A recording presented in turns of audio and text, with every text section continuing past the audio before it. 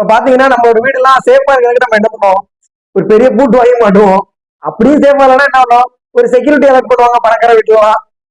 அப்படியும் இல்லைன்னா என்ன பண்ணுவோம், நம்ம பக்கத்து வீட்டுல சொல்லிட்டு போவோம், அந்த வீடு நான் வெளியில போறேன் அது வரைக்கும் பாத்துக்கிட்டீங்க அப்படின்னு. ஆனா இங்க அதெல்லாம் தேவையே இல்லை. அதோட சிம்பிளா ஒண்ணு சொல்லியிருக்காங்க. இப்ப அதைதான் பார்க்க போறோம்.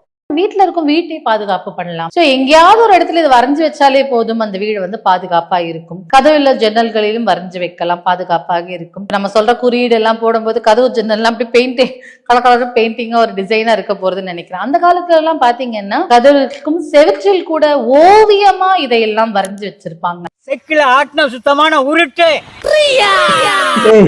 என்னடா புத்தலாட்ட இது? ஏன்னா வீட்டுல வரைஞ்சு வச்சுட்டா வீடு பாதுகாப்பா இருக்கு. ஏன்னா தற்குறித்தனமா சொல்லிட்டு இருக்கிறீங்க. நான் இதுக்கு முன்னாடி சொன்னேன், இந்த செக்யூரிட்டி அலர்ட் பண்றது